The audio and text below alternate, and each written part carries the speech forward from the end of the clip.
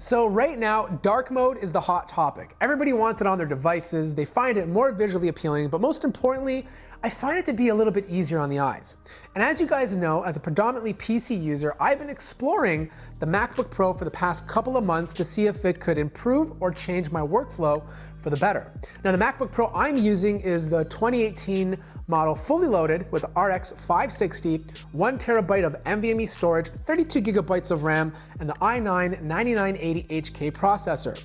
Now because it's a space gray color, which is pretty dark as it is, I wanted to take things a step further, so I went out and grabbed a Matrix D-brand skin. This is completely black, it protects my laptop, and gives the whole entire setup a two-tone finish. The stand holding my MacBook Pro is very important because let's face it, the MacBook Pro is thin, and when it's under full load, it does get quite hot. And if I can improve the thermals in any sort of way, I'm obviously going to do that.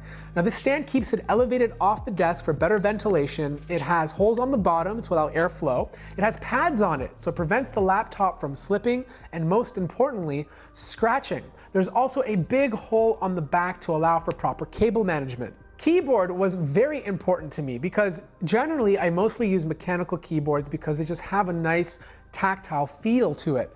But I finally found the perfect keyboard for creators. It's by Logitech, it's called the Craft, and it's hands down my favorite keyboard you can get right now. It's wireless, the tactile feel feels fantastic, it's not mushy, there's little dishes in the keys for your fingers to rest ever so perfectly.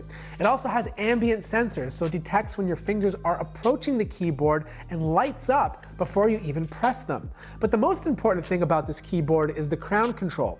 This is meant for creators. It has different profiles that you can use with it depending on the program you're using it. Now because I use Final Cut and Adobe Premiere, there's profiles for that. Basically, if I'm scrubbing through my timeline, I can turn the wheel, I can bind keys to specific function keys just to improve my workflow overall. The mouse was kind of interesting because all the good creative professional mice like the Logitech MX Master is all created for right-handed individuals. I'm a lefty, so I always gravitate towards gaming mice because I find that they have the best precision, the best fit, and the best feel, at least for me.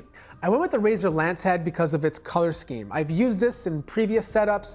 I like the way it feels. The black and gray go well with this setup overall, and it offers a little bit of RGB to bring color to this entire setup. Now resting underneath is the Razer Goliathus Extended Mousepad.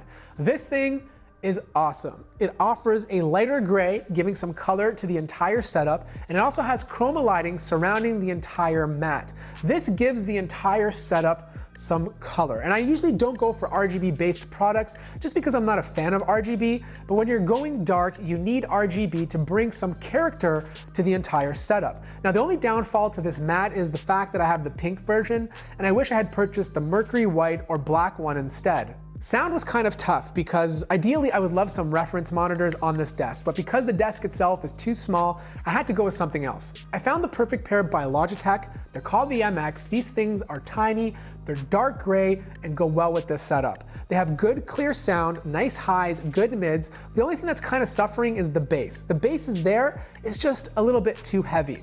Now, from a functional standpoint, they offer a lot of great features. There's ambient technology built into them, so when your hand approaches them, the volume control lights up. It's also Bluetooth compatible, so not only can you keep it wired to your computer, you could also stream music from your phone or other devices.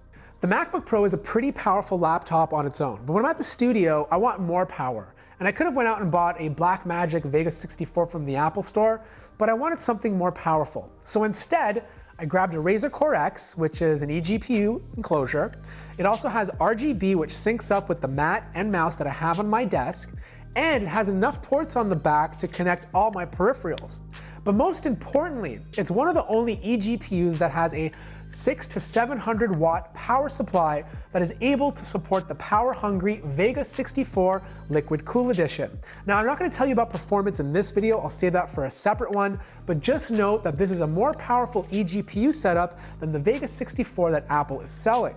The last piece of this puzzle is the monitor. Ideally, I would have loved a 34-inch monitor on this desk, but it's way too small for it. So instead, I went out and found the Acer Nitro XV27. This thing is perfect for this desk setup. It's clean, It's black, it's 4K, has amazing color accuracy, 350 nits of brightness, 400 nits of peak brightness, supports HDR 400, has a 1 millisecond response time, and most importantly, it has AMD FreeSync. So if I ever decide to game on this thing, the monitor is going to be able to support it.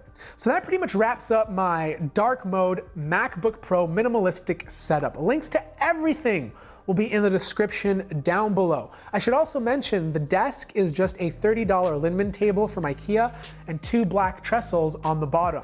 Now stay tuned, subscribe, because I'm going to be doing a more in-depth look at the eGPU in a future video, and I'm also going to talk about my thoughts between MacBooks and PCs in a few weeks. So like the video if you liked it, subscribe if you haven't already, and I'll see you guys in the next video.